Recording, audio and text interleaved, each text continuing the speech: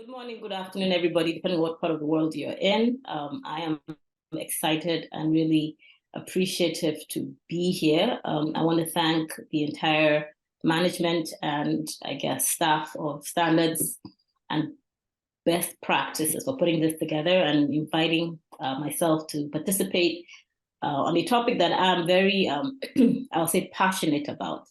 My introduction covered many things, and even I'm looking at it saying, did I come?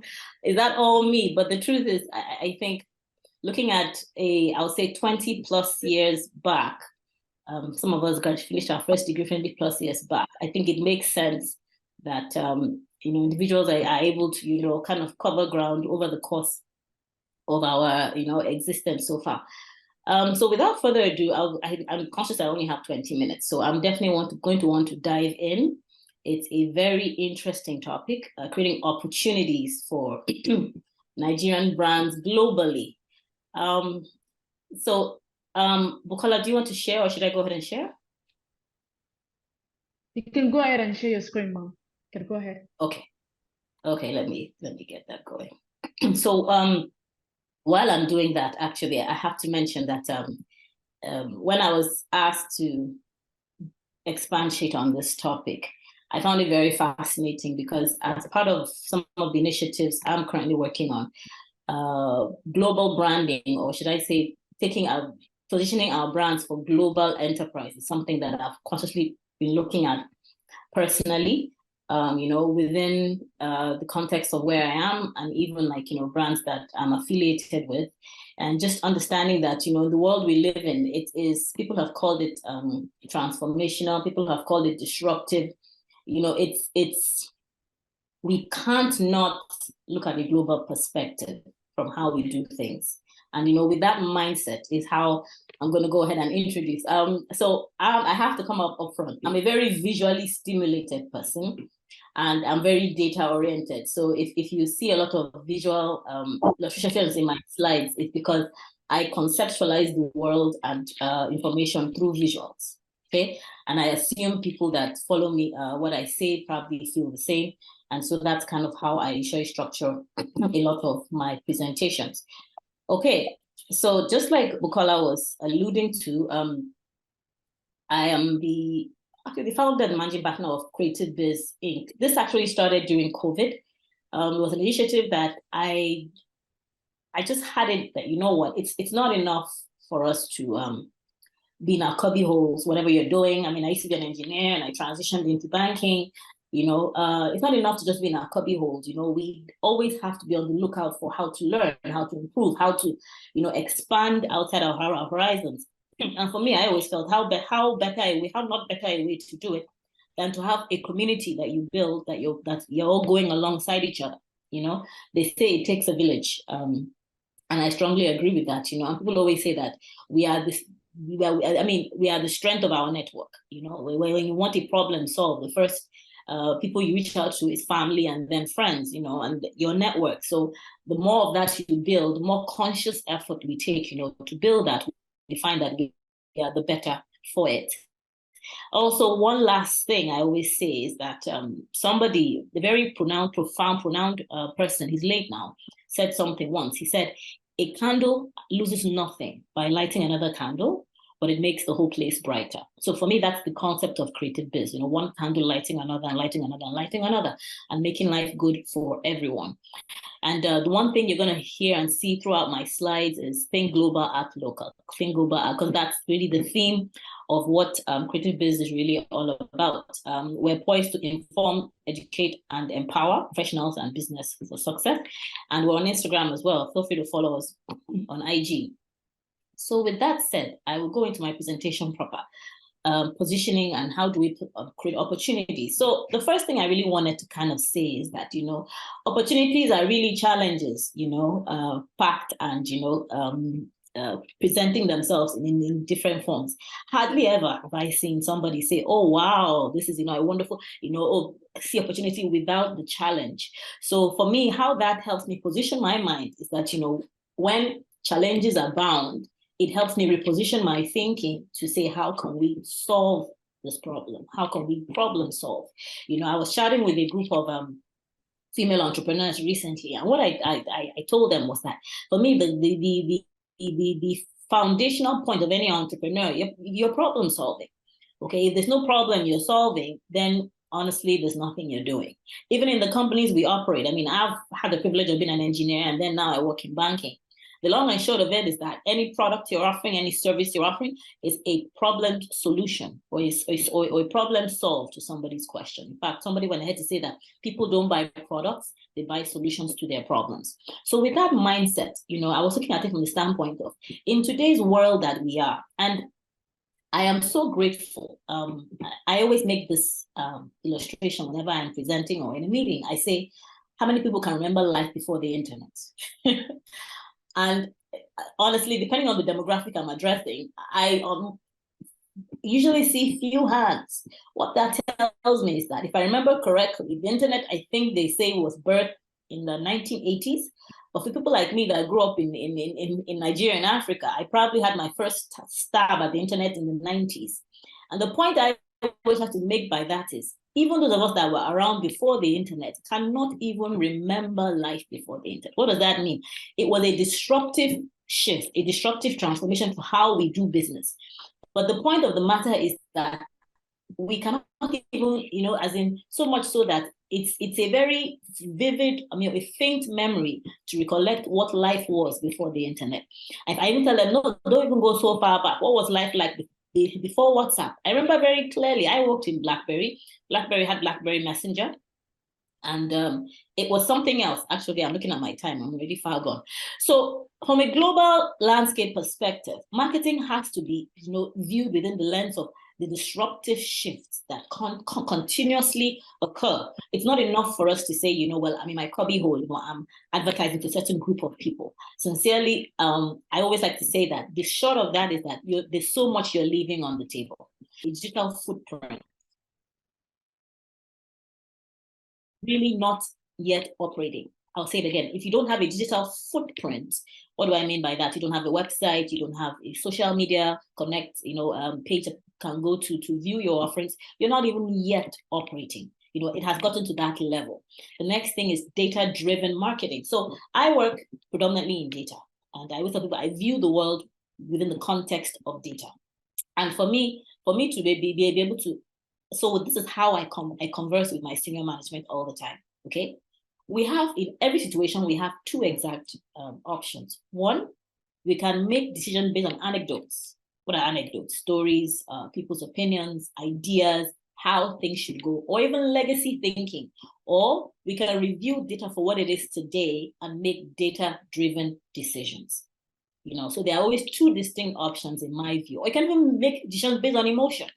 A lot of us do that. There's logic, or what we think is logic. There's reason, what we might think is reason. There's emotion, pure based on what I feel or how I view the world. And there's data.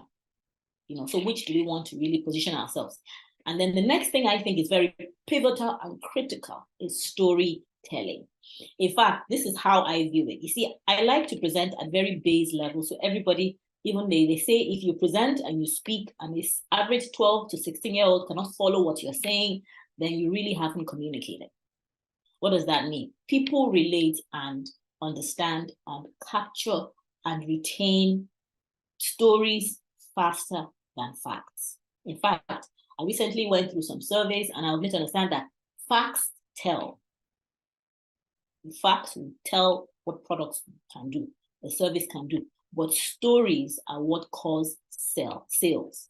If you want to sell, connect the dots for the consumer, connect those dots. So these are all the transformational, disruptive shifts that every one of us is having to get on board with. The next thing is mobile optimizations. In fact, I was looking at statistics and data because I do monthly podcasts and I do weekly digest and trivia that I send out, just kind of, informing my audience, what obtains and how to continue to attain this business success. For mobile optimizations, it is said that websites that are mobile optimized stand a 400% chance of increased sales than those that are not. What does that mean for us? Hardly anybody has time to sit at the laptop and view your website. Hardly anybody. In fact, most people, like in my part of the world, you're on your phone on the train, you're on your phone in the office, you're on your phone, even when you go to lunch. When you get home, all you're trying to do is either get the kids ready, or get ready for the next day. You don't even have the time to sit by your laptop and review these people's websites. So if you're not mobile optimized in your offerings, in your delivery, you're behind the 8 ball. And the last thing is sustainability, for obvious reasons. I mean, nobody wants to start what they cannot finish. So how do you position your marketing in such a way that you are positioned for sustainability? With that said, I'm going to move on to something I thought pertinent to mention. So like I said, I'm a data person, and I interpret the world through data and best told through storytelling. In about 2013, 2014, I was in an MBA class. And one of my MBA professors, I can't remember which subject it was talking about the dark continent. So immediately he said that, you have to look at it. I'm a person of color in a room full of predominantly white people. I've been addressed by a Caucasian professor. The first thing is my back stood on edge that, where is he going with this? And then he went on to say the dark continent, not because of the color of skin, obviously, because people like me will probably be the first to address him on that, but because of the state of the internet penetration. So what I'm showing here is 2008, 2010 World Bank data. And please work with me because I know the charts are quite small. But if you look at the continent of Africa, 2008, 2010, you would see that the penetration of internet is about 5 to 20% of the population for 2008. For 2010, it's about the same-ish, 0 to 10, 10 to 20. So at the time, he was saying that if anywhere needs the internet, if anywhere needs the connectivity, it's Africa. Now, because I was in a room full of people, obviously the last thing I wanted to do was to address him. But I am very appreciative, and this is where I'm driving home this digital transformation and what it has done and the opportunities it brings for everybody, to say that if you flip the page and look at 2015 to 2021, the story does change quite significantly. 2015, the data shows that we're about 20 to 20, that's about under 30% internet penetration within Nigeria. Africa is of different degrees, but Nigeria at least is about 30%. And by 2021, if you look at Nigeria, it's in blue, and blue is about 70-ish, between 60 to 70%. Now, what is the story telling us? Because again, I'm all about storytelling with data. From an internet penetration perspective, right? Nigeria specifically now, because I got this data from somewhere called Statistica that, just in case anybody wants to reference, we have really gone from about 0% 20 years ago to about 60%. And please let me know when my time's up. 60% recently. Now, what does that mean? Now, what drove that? I put indicators here because I wanted us to see the role of things like GSM entry, mobile internet usage, because these are all things that have helped us as a country, and in fact, helped practically everywhere to progress through the transitions from moving from what was initially known as a dark continent to where the light has not only shone, but continues to shine.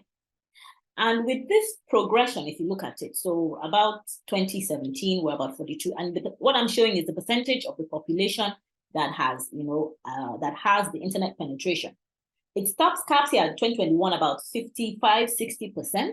But what that also means, and what I was trying to really get at by this, is that e-commerce revenue has also seen an appreciable growth. What does that mean? Okay, no marketing can be without the global perspective. No marketing can be in the cubby of our wheelhouses anymore. No marketing campaigns or strategies can be just within a certain group of people. The more global focused we are, the higher chances of us increasing our footprint, our coverage, our revenue, and what have you. Now, just for kicks and giggles, again, like I said, I am someone that likes to figure out things. I Googled what are the top 50 Nigerian brands. And from the first, which is, of course, Dangote, which they say, this is a website that has year on year, done different research, I guess, different grading based on something they call brand sector management or something of that nature. But they were able to, the top 10 really haven't moved much within the last couple of years. But interestingly, these are all the Nigerian brands. And I just wanted to pause and leave this with us because one, for me, the first things I look at is how many of these are fintech? How many of these are indigenously Nigerian? How many of these, are Nigerian that are set on a global scale? Because for me, when I think of who competition or who should we aspire to be, I think global brands. Think local, think global, act local. Indigenous brands that go global is my focus. I love seeing the Dangotes up here. I love seeing Glow. I love seeing Axel, because these are indigenous brands. I don't mind the MTNs or the Coca-Colas. That's awesome. Or the multi-choice. But permit me to say, in the world we live in, I have the right to choose where I pitch my support. So this is just to encourage us that, you know what? It's not done yet. There's so much opportunity out there. And I felt it would be amiss for me to finish this presentation without, since I'm addressing a group of professionals, business people, small business, looking for opportunities, to kind of point out to us that I live in Canada, Ontario, Canada, and it would amaze us to know the ample opportunities out there for what is now known as cross-trade relationship. I want to say cross-border, but again, I realize that not everybody shares border with Canada. The city of Brampton in Ontario actually has gone all out to promote foreign direct investment. In fact, on that particular one, I encourage us, please, if we need more information, send me a DM in my on my Creative Biz Instagram. Because a friend of mine actually is the one heading this department within the city of Brampton. And Brampton has gone all out to try to promote direct investment from foreign players, Nigerians specifically. We've had a bunch of Nigerians come, I think sometime last year, and something that's ongoing. So please, let's feel free to take advantage. The link is there. Because I couldn't obviously put more information than that for this presentation. And the other thing I want to indicate is foreign trade partnership opportunities. Now, there is a large amount of bilateral trading between Canada and Nigeria. That even surprised me, up to about 1.7 billion in 2022. This is funneled through different sources. One is the Canada-Nigeria Expo. It happened December last year. Believe me, it was a big event. We've even had people like the Honorable Abike Dabiri, I think she's a minister for diaspora Nigerians, that has come, and even met with, leaders within Nigerian, bodies and institutions within Ontario, to kind of ask the question, how can we promote more cross-trade relationships? So I just put a few on here to kind of give us an idea of the scope of what is going on and to inform us that no longer can we be termed or configured as a dark continent. If anything, the light has shone and the light is shining. And with the light comes ample opportunities. And with that, I realize my time is up. So I would stop and hand back over to Bukola. Thanks so much. Thank you very much. Thank you very much, ma'am. That was really, really short and exciting. Please, because I understand that she's not going to be here throughout the webinar. Does anyone have any questions for her before she takes? Any questions you'd like to ask her? Would you be able to share her contact information? Yes, sure. I can do that. The one easy way would be, I'll drop it in the chat. If you want to DM me at Creative Biz Inc. on IG, Instagram, that's the quickest way to get me. Then I can definitely direct your question where needed. So I'll drop it in the chart. I would have to run out shortly, but I will be back in another 30 minutes to get any more questions that may ensue. Okay. Okay. Thank you so much. Thank you very much, ma'am. Thank you very much, ma'am.